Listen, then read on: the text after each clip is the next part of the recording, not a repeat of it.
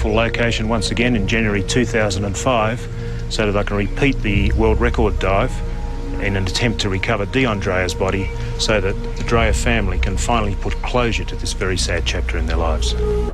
Caused the death of a medical officer at the General Hospital Odo on Lagos Island. Dr. Vwaere Diaso died from mortal injuries sustained when the elevator of the house officer's quarters she was in failed and crashed from the ninth floor. Copy, they got that Oh, okay.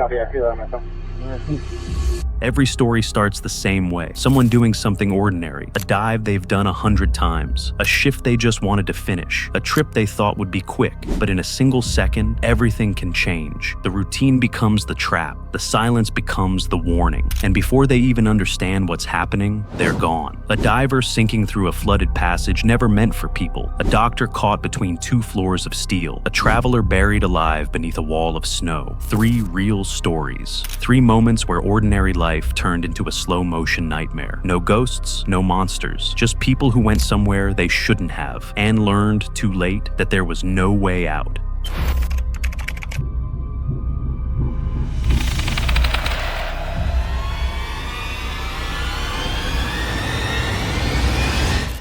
David Shaw wasn't chasing fame. He was a veteran technical diver, exploring one of the deepest sinkholes on Earth. In January 2005, he descended into Bushman's Hole, more than 270 meters straight down, to recover the body of another diver, Dion Dreher, lost a decade earlier. His camera caught everything: the narrowing light, the rising silt, the breathing growing slower.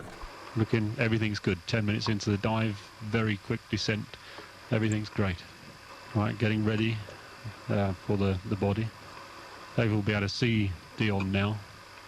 There's Dion's legs. After an 11-minute descent, he reached the bottom. Dreher's body was still in full gear, preserved by the cold, clear water. When he tried to lift it into the recovery bag, it floated instead of sinking, its buoyancy pulling against him. The bag's cord and his light cable tangled, and the extra effort caused carbon dioxide to build up inside his rebreather. Within minutes, he lost consciousness. He never made it back to the surface. 4 days later, both men floated up together, and the helmet camera confirmed what happened. No panic, no struggle, just silence. Now, things are not to plan because the body is loose. Okay, bit of silt, I'd expect that. Something seems to be stopping him now. He's caught in the line. Now, this line is just getting everywhere because this body is floating. He's working hard trying to untangle himself.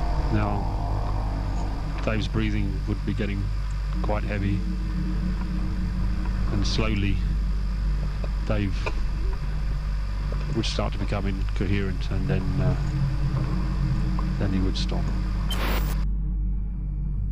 Dr. Vwaere Diaso was 26, 2 weeks from finishing her residency. The hospital's elevator had been faulty for months, everyone knew. On August 1st, 2023, she stepped inside. Moments later, the cable snapped, 10 floors down. She survived the impact, trapped, conscious, calling for help. Her colleagues could hear her voice through the twisted doors, but rescuers arrived 40 minutes too late. By the time they pried it open, she was gone. Outside, doctors and nurses held signs that read, "This could have been any of us." It wasn't just a mechanical failure. It was a warning ignored until it took a life. It was mid-February in the Rockies. A group of backcountry skiers was caught in an avalanche on Vail Pass. Summit County Sheriff's body cam footage shows the chaos. Rescuers digging through dense snow as their voices echo off the white walls. The slide hit fast, burying a man and his partner under nearly 10 feet of snow. For minutes, there was nothing but radio static and labored breathing through the drift. Number 7.